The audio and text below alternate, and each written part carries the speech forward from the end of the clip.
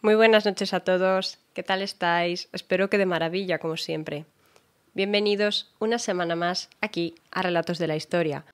Cabe la posibilidad de que en esta ocasión me notéis la voz un poquito tomada, un poquito afectada.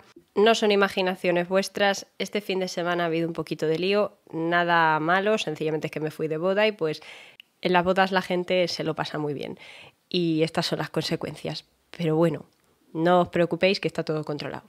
En el programa de hoy voy a contaros la tercera parte de la dinastía Trastámara, porque, he estado recibiendo un feedback positivo por vuestra parte, lo cual me alegra mucho. Y mirad, pues en el programa de hoy vamos a conocer la parte de la historia de esta dinastía en la cual se ponen fin a las hostilidades por fin entre los que apoyaron al bando de los Trastámara para subir al trono y los que apoyaron al bando de Pedro I para mantenerse en el trono de Castilla. Si no sabéis de qué estoy hablando porque es la primera vez que escucháis o no habéis escuchado los programas anteriores, pues yo os recomendaría que les echaseis un vistacito. Pero si por lo que sea me decís, mira Marta, no nos apetece, preferimos ver esto porque nos interesa más esta parte de la historia, pues no os preocupéis porque voy a hacer una brevísima recopilación para que nos ubiquemos todos. Pero ya os digo, si os apetece pasaros primero por los anteriores, creo que podréis tenerlo todo más claro y tener menos confusión. Pero oye, eso al gusto del consumidor, como siempre. Yo sencillamente os lo propongo. Así que sin más dilación, vamos a comenzar. Si ya os sabéis la historia y no queréis escuchar la recapitulación, os recomiendo que a partir de aquí, a partir de este punto, os saltéis los siguientes 2 minutos para que vayáis directamente al grano. Así que nada, vamos con ello. Una primera introducción que me gustaría haceros si decidís seguir adelante primero con este programa y también para actualizaros un poquito a los que ya conozcáis la historia, es deciros que nos ubicamos en la península ibérica en el siglo XIV, a mediados de este siglo. Y estamos en un momento donde en Castilla acaban de subir al trono la familia Trastámaras, en la figura de Enrique II Trastámara. Se trata del hijo bastardo del anterior rey, del rey Alfonso XI el Justiciero. Pero subir al trono no fue gratis para este rey, ya que para conseguirlo tuvo que enfrentarse en una guerra civil, la primera guerra civil castellana, a su hermano, el hijo legítimo de este rey Alfonso XI, Pedro I, llamado el Cruel o el Justo, en función de quienes le apoyaban y quienes no. Pedro I fue asesinado por su hermano después de ser derrotado en la batalla de Montiel en el año 1369.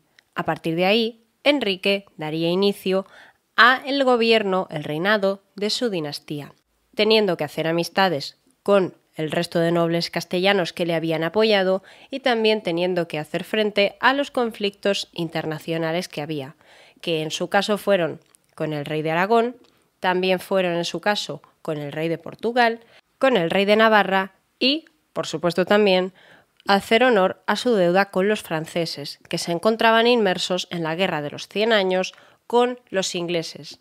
Guerra de los 100 años es pelea entre ingleses y franceses por saber quién era el legítimo dueño del trono de Francia. Y ahora, que ya he acabado con esta introducción de 2 minutos, sí que podemos comenzar con lo nuevo.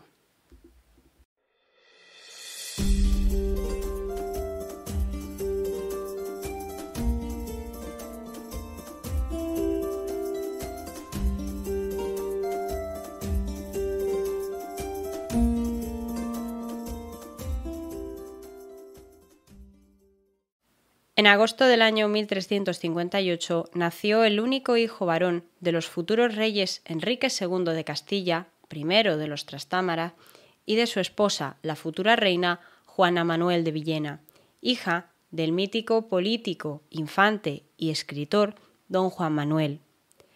El pequeño Juan nació en Épila, un pequeño pueblo de Zaragoza que a día de hoy, si los datos son correctos, cuenta con una población de unos 4.500 habitantes. Ya os he hablado en la introducción sobre el padre de Juan. Enrique II llegó al poder tras una larga guerra contra su hermano Pedro I de Castilla, hijo legítimo de la dinastía de Borgoña. pero esta guerra no finalizaría hasta 1369 y sería conocida como la Primera Guerra Civil Castellana. Sin embargo, con todo, el año en el que nos situamos nosotros, cuando nace Juan, 1358, las hostilidades entre los dos hermanos no habían hecho más que comenzar. La abuela de Juan, la bella Leonor de Guzmán, la madre de Enrique, había sido asesinada por orden del rey Pedro en Talavera de la Reina, actual Toledo, tras descubrirse que ella habría ayudado a sus hijos a sublevarse contra la autoridad del rey y, más en concreto, a pactar el matrimonio de sus padres. Este asesinato, esta ejecución, empujó a Enrique a marcharse a Portugal para luego regresar a Castilla después de haber sido perdonado por Pedro. Pero Enrique y sus hermanos Fadrique, Sancho y Tello no estaban dispuestos a someterse a la autoridad del rey, por lo que volvieron a rebelarse en el norte, en Asturias. Justo después de ello, Enrique se marchó a Francia, poniéndose a las órdenes del rey Juan II de este país, y asumiendo un papel más propio de los mercenarios que del hijo de un rey, aunque fuese un bastardo. Pero no tardó en regresar a la península, pues acababa de encontrar un interesante aliado para su causa como futuro rey de Castilla.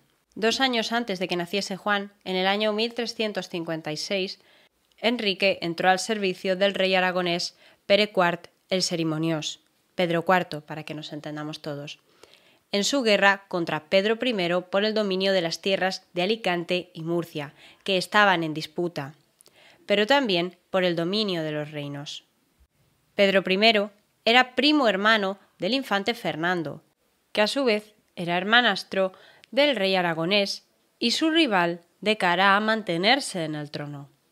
Pues el rey Pere, lo voy a llamar así para distinguirlo de Pedro, hizo lo propio con Enrique y en agosto del año 1356, Enrique y Pere IV el Cerimoniós firmaron el Tratado de Pina, por el cual Enrique accedía a convertirse en vasallo del rey de Aragón a cambio del apoyo de éste a nivel militar para enfrentarse a Pedro I y a cambio también de plazas en el reino de Aragón como la de Borja.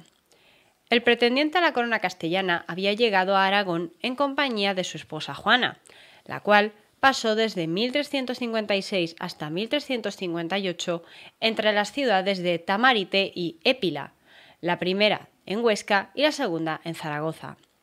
Se ha debatido en cuál de ambas ciudades nació el pequeño Juan, pero lo que es seguro es que nació en esas tierras del norte español donde pasó sus primeros años de vida, hasta los 8 o 10 más o menos, en compañía de su madre y sus 2 hermanas pequeñas, también nacidas allí, la futura reina de Navarra, Leonor, y la pequeña Juana, la cual por desgracia murió en la infancia.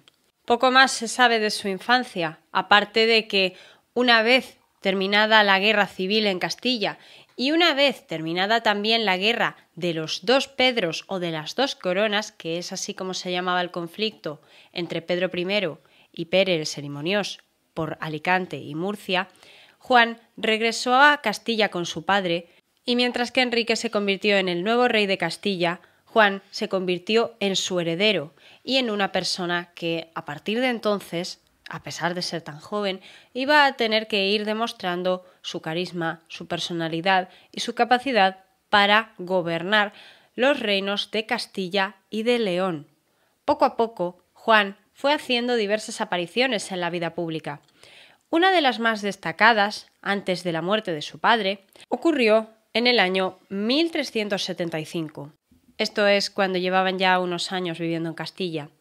La guerra entre Castilla y Aragón había terminado con la subida al trono de Enrique, pero que acabe la guerra no implica necesariamente que se terminen las hostilidades, por lo que, en este caso, el reino de Aragón trató de conquistar un territorio que pertenecía a Castilla, llamado el señorío de Molina de Aragón. Puede que os preguntéis por qué Pere IV hace esto después de haber apoyado a Enrique en su carrera para conseguir el trono. Sencillamente es porque Enrique le engañó. Enrique prometió que le iba a hacer entrega de territorios como la región de Murcia, que consideraban que pertenecían a Aragón desde hacía bastante tiempo. Es un territorio que estaba muy en disputa. Pero Enrique, cuando finalmente se convierte en rey, decide negárselo y el aragonés decide tomarse la justicia por su mano. De modo que, otra vez, no se convirtió en una guerra tal cual, porque fue más bien una guerra intermitente, pero digamos que el conflicto entre castellanos y aragoneses se extendió todavía más. Y para ponerle fin, para intentar llegar a un acuerdo, se reunieron los representantes de ambas coronas en la ciudad de Almazán, como ya os he dicho, en el año 1375, para firmar la paz. Una paz por la que, además de la devolución de tierras y la renuncia a las pretensiones sobre Murcia, el reino de Aragón también aceptaba un pacto matrimonial.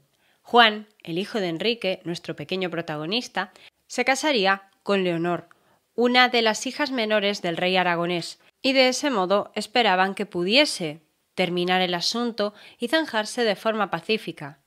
Ninguno de los dos firmantes se hacían a la idea de lo que iba a significar ese matrimonio, pues el rey Enrique moriría en 1379 y Pere IV moriría más tarde, en 1387. Pero Juan y Leonor tendrían a dos futuros reyes, Fernando y Enrique. Se llamaban así los niños, ya vemos que los reyes de la península ibérica eran poco originales.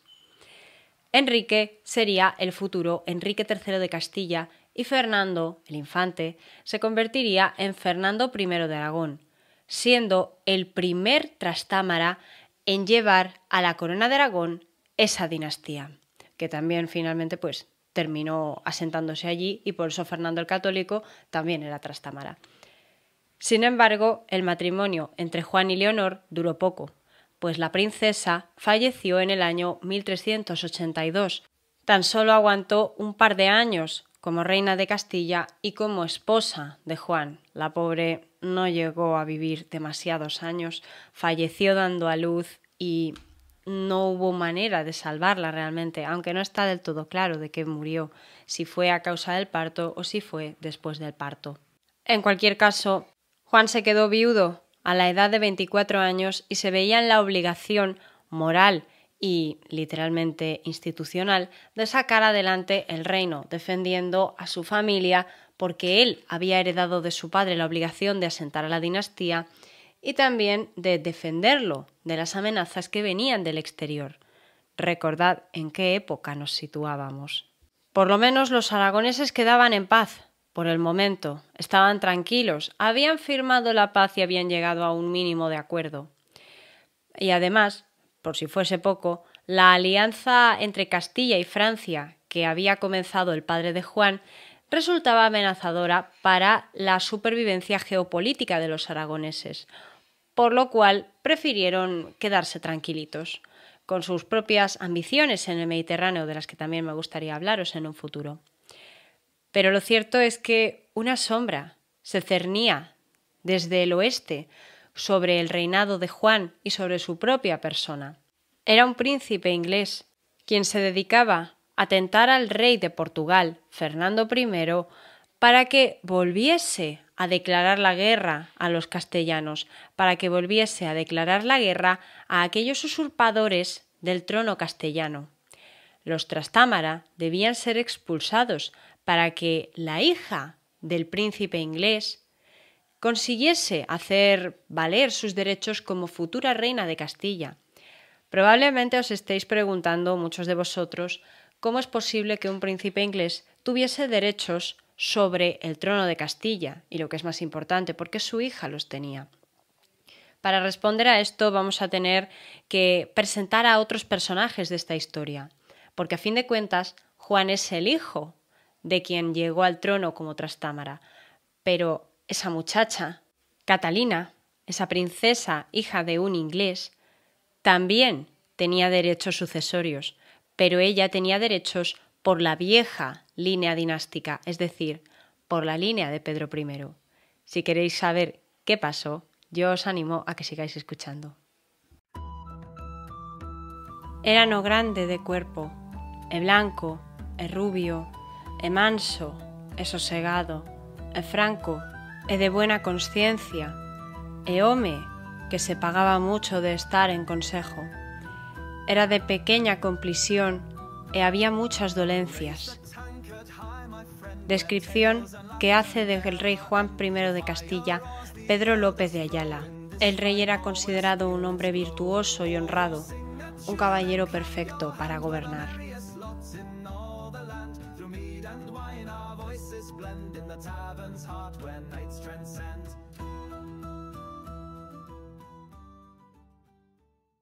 Juan de Gante nació en la ciudad del mismo nombre en Flandes, el lugar donde más tarde nacería el emperador Carlos V. Nació en el año 1340, siendo bastante más mayor que el rey Juan de Castilla, pero también siendo el hijo del rey de Inglaterra y pretendiente al trono francés, Eduardo III. Como tercer hijo superviviente de su matrimonio con la reina Felipa Henao, Juan tenía pocas posibilidades de llegar a reinar algún día, pero sus descendientes sí llegarían a ser reyes, pues Juan es conocido principalmente por ser el primer duque de Lancaster y, por tanto, padre de esa rama de la familia real inglesa que utilizó una rosa roja como emblema. Una familia que un par de siglos más tarde, bueno, ni un par, el siglo siguiente, se enfrentaría a la rama principal de la casa inglesa, es decir, los Plantagenet, representados por la Rosa Blanca, para ver quién debía ser el sucesor al trono inglés. Esa guerra os la he mencionado alguna vez, la Guerra de las Dos Rosas, una guerra que terminaría subiendo al trono de Inglaterra al padre del mitiquísimo Enrique VIII de Inglaterra. Enrique VIII es descendiente, en cierta manera es heredero, de este Juan de Gante, de este duque de Lancaster. Pero aquí no estamos para hablar sobre la vida a nivel inglés de Juan de Gante, sino para mencionar el porqué de sus aspiraciones a la corona de Castilla y de dónde venía esa especie de obsesión que aparentaba tener con ello.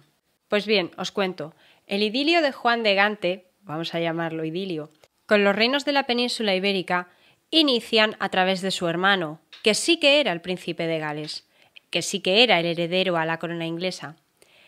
El hermano de Juan era Eduardo de Woodstock, conocido como el Príncipe Negro, y es un hombre que pactó con el rey Pedro I a modo de revancha contra el apoyo que el rey francés había mostrado por Enrique. Pero, por desgracia, Eduardo terminó alejándose de la causa de Pedro cuando vio que le costaba más disgustos que ventajas. Y aún así, Eduardo de Woodstock terminó aceptando ayudar a las hijas del rey muerto en Montiel en 1367. Don Pedro I, el Cruel, tenía dos hijas llamadas Constanza e Isabel. Habían nacido de su relación con la amante María de Padilla. Y eran dos niñas que estaban siendo asediadas en el castillo de Carmona cuando acabó la guerra, por lo que los ingleses, hasta cierto punto, intercedieron por ellas y consiguieron negociar una salida del reino de Castilla, enviándolas a tierras bajo dominio de los ingleses, que se encontraban en el sur de Francia. Y sé lo que me vais a decir. Obviamente los ingleses a día de hoy no están en el sur de Francia, pero ocurre que esa franja, ese territorio que está entre el Pirineo y la costa del Océano Atlántico, que se llama la Guyena, en estos tiempos de mediados del siglo XIV pertenecían a la casa de Plantagenet, a la casa que gobernaba en Inglaterra. Y de ahí es de donde viene realmente la disputa sobre quién es el verdadero dueño de Francia. Y a ver, en realidad es más complejo, pero es para que podáis tener el hilo de lo que estaba pasando en el momento. El caso es que Constanza consigue escapar y consigue llegar hasta la Guyena, hasta este lugar dominado por los ingleses. Y allí, esta muchacha de 17 años, que había quedado sin padre, sin madre, sin tierra, pero con unos derechos sucesorios más que respetables, porque existía la teoría, existía la duda sobre si el matrimonio entre María Padilla y el rey Pedro había sido legítimo o si no. Si se consideraba que había sido legítimo, es de suponer que Constanza, como hija mayor, tendría los derechos de sucesión, porque el único hermano que había tenido estaba muerto. entonces no había nadie más para reclamar el trono. Por lo que Juan de Gante, que se había quedado viudo hacía relativamente poco tiempo de su primera esposa, Blanca, termina casándose con la muchacha en la localidad de Rochefort, allí en Francia. Y con este matrimonio, tanto Constanza como Juan sacaban algo en provecho. Por una parte, Constanza se ganaba un prestigio, un estatus y un futuro en el extranjero. Pero Juan ganaba algo que no iba a tener por su nacimiento, que son derechos de realeza, derechos de convertirse en rey de un territorio, de un reino de Europa occidental. Se podría llegar a convertir en rey de Castilla si jugaba bien sus cartas. Por tanto, después de casarse con Constanza en el año 1371, el matrimonio se marcha a Londres, a Inglaterra, donde el padre de Juan, Eduardo III, su majestad, los recibiría y los reconocería abiertamente como futuros reyes de Castilla. Por lo que aquí teníamos un conflicto internacional. De nuevo se traslada lo que ocurre en la península ibérica, lo que ocurre concretamente en el Reino de Castilla, a lo que ocurría a nivel europeo con la Guerra de los 100 años, porque los franceses apoyaban a los Trastámara. ¿Qué iban a hacer los ingleses? Aunque fuese sencillamente por llevar la contraria, por enfrentarse a los aliados de su enemigo, iban a apoyar a la otra rama. A pesar de que este matrimonio entre Juan y Constanza vivía lejos de Castilla, los esposos nunca quisieron renunciar a su condición, a una condición que consideraban legítima. Pero, como sabían que en Castilla los Trastámara habían conseguido asentarse con el apoyo de los magnates más importantes del reino, y también sabían que cada vez quedaban menos partidarios de la hija de Pedro I en el territorio, no podían ir directamente, no podían declararles la guerra abiertamente. Sin embargo, los castellanos no podían controlar las acciones de aquellos que, en silencio, todavía apoyaban o todavía anhelaban la figura de los herederos de Pedro I, ni tampoco de aquellos que, sin callárselo, habían decidido huir de Castilla. La mayoría de nobles que habían apoyado al padre de Constanza se encontraban viviendo en Portugal, acogidos por el rey Fernando I y la reina Leonor Téllez de Meneses. Os hablé un poquito de ellos en el programa sobre Enrique II. Estos dos ya habían entrado en disputa con el difunto rey Enrique y perdido 2 veces contra él en las 2 primeras guerras fernandinas. Pero el problema que tenían es que los portugueses habían perecido en las 2 ocasiones.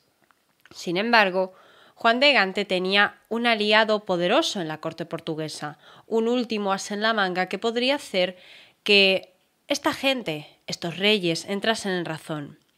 Se trataba de un hombre llamado Juan Fernández de Andeiro, natural de La Coruña, en Galicia, y un petrista, así se llaman los miembros del partido de Pedro I, de su causa, que había huido a Portugal tras la subida al poder de los Trastámara. Allí prosperó, se hizo conocido como el conde Andeiro o como conde de Andeiro y se convirtió en válido, favorito y amante de la reina Leonor Téllez, algo que le causaría muchísimos problemas, pues se dudaba hasta de la paternidad de las hijas del monarca Fernando I. Pero oye, por el momento, esta circunstancia del conde Andeiro, como amante real, le ayudaba a prosperar, por lo que él, haciendo de mediador de Juan de Gante, consiguió persuadir al monarca portugués para que en el año 1380-1381 aceptase un acuerdo con el duque de Lancaster para invadir Castilla, y lo harían con los hombres del ejército inglés que aportase Juan de Gante, por lo que parecía que los portugueses no se iban a jugar tanto en esta nueva contienda. Pero el resultado fue un desastre. La flota portuguesa quedó totalmente destruida. El ejército inglés se mostró cruel tanto con castellanos como con portugueses, quienes les estaban alojando. Y el noble inglés que había orquestado todo esto, el duque de Lancaster, era un hombre arrogante aunque por supuesto los cronistas de los Trastámara harían todo lo posible para que este enemigo que tenían ellos tan poderoso quedase todo lo mal posiblemente hablando. Entonces, cuidadito con estas cosas, ¿vale? No es por pretender poner un juicio moral, sino por pretender dar un poquito de emoción a la narración.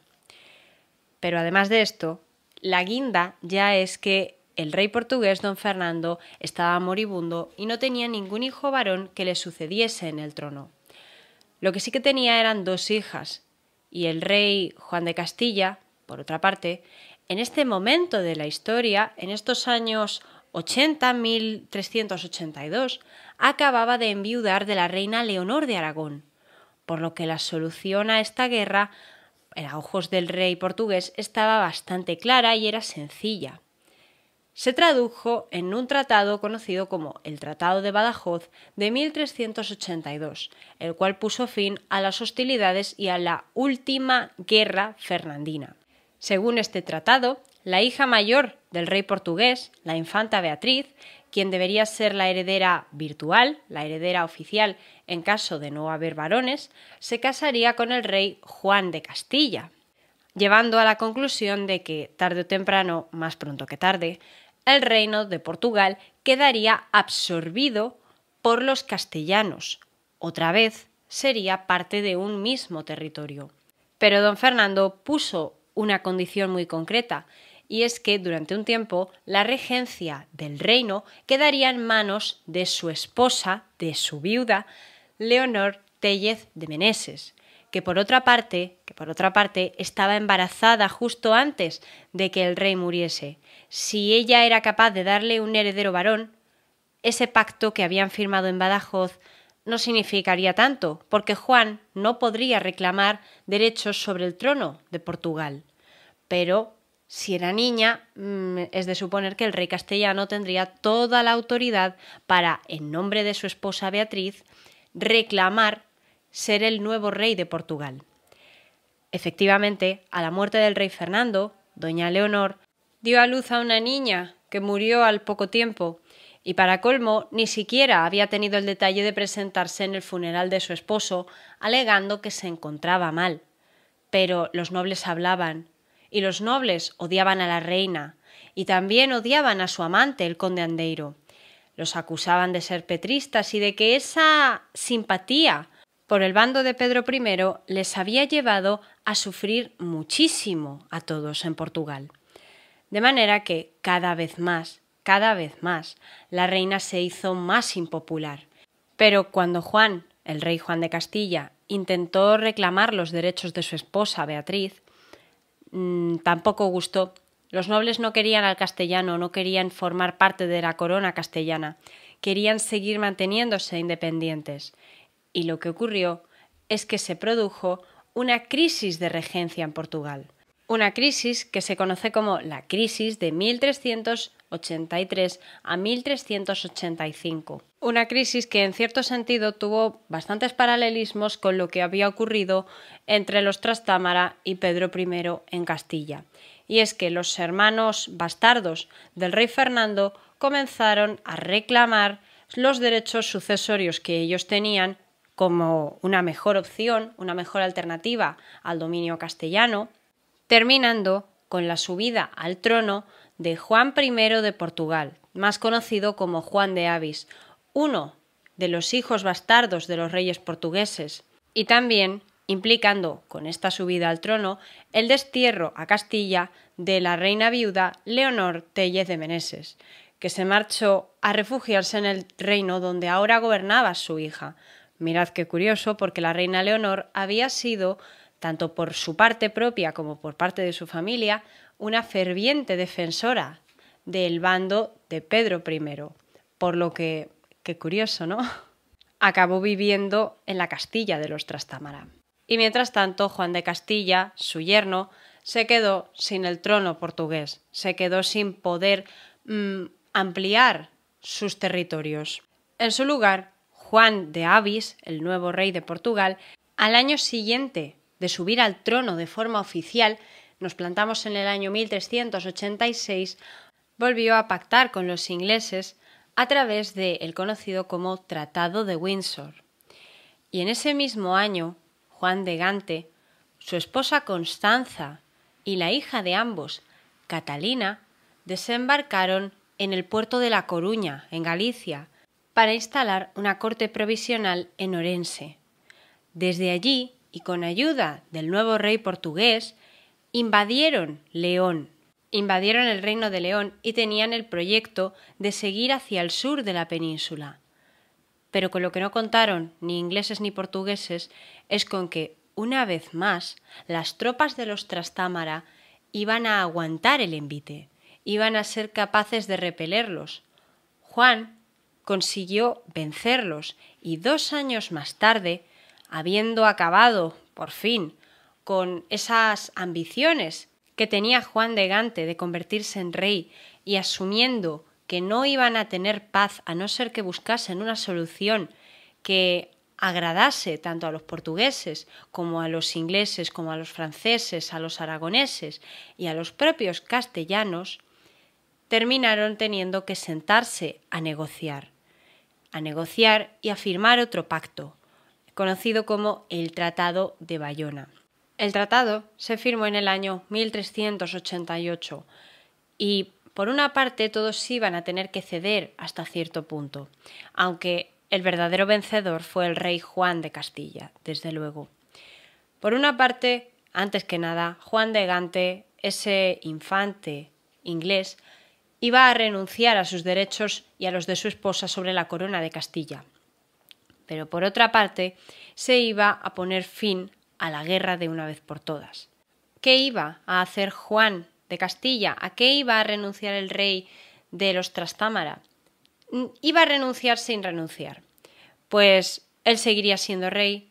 Su hijo mayor, Enrique, el hijo de su primera esposa, Leonor de Aragón, iba a ser rey también, pero contra todo pronóstico, Juan decidió que lo sería junto a Catalina de Lancaster, la hija de Juan de Gante y Constanza de Castilla, por lo que de ese modo, para siempre, las dos ramas de la familia que habían estado en disputa durante tantos años, tanta sangre derramada, tantos muertos y un rey asesinado, iba a terminar con un matrimonio.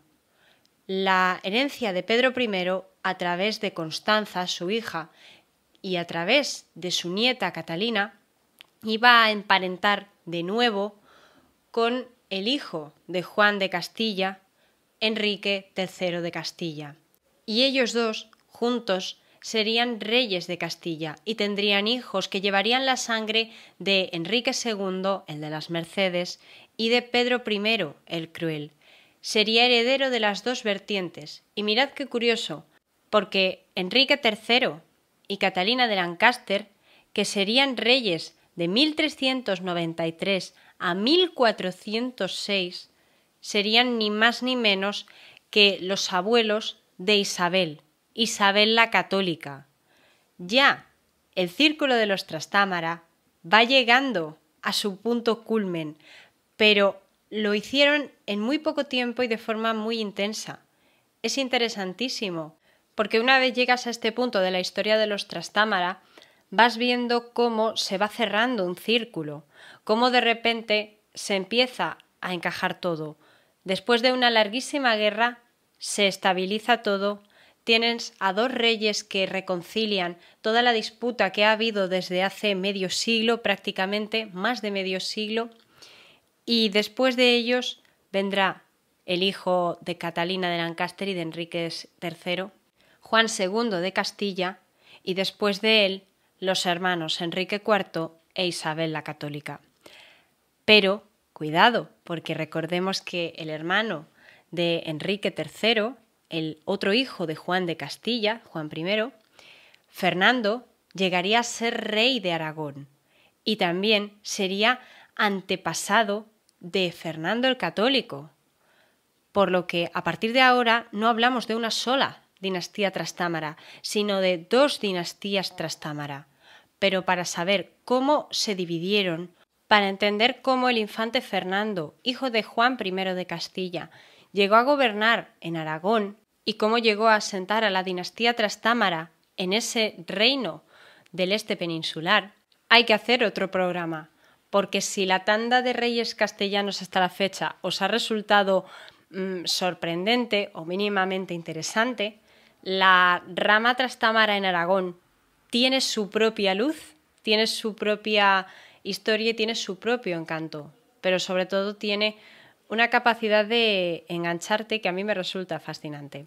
Por lo que me parece que el programa de hoy, que ha tenido muchos personajes, que ha tenido muchas idas y venidas, pero que yo espero os haya gustado, vamos a dejarlo aquí, vamos a dejarlo con esa reconciliación que representó el Tratado de Badajoz, con el matrimonio de Enrique III de Castilla y Catalina de Lancaster, los herederos de Juan I de Castilla y Constanza de Castilla, los herederos a su vez de Enrique II de Trastámara y Pedro I el Cruel. Y si os parece, cuando vosotros estéis de acuerdo, os voy a seguir contando la historia de los reyes castellanos, pero también os voy a contar, me voy a desviar un poquito para haceros un programa sobre la historia de los reyes en Aragón, para así poder llegar finalmente hasta el punto culmen que será un programa sobre los reyes católicos. Yo espero que os esté gustando mucho, como de costumbre. Disculpadme si la voz o si hoy estoy un poco fatigada, lo siento mucho. Y nada, con esto, como siempre, me despido. Ya sabéis que podéis escribirme tanto en comentarios como en mi Instagram, @elmundodelaki, y me podéis dejar vuestras opiniones, vuestras preguntas, vuestras peticiones, lo que queráis. De verdad, yo estoy encantada de hablar con vosotros. Siempre os pediré que sea con respeto, por favor, pero yo encantadísima. Así que ahora sí que sí, buenas noches.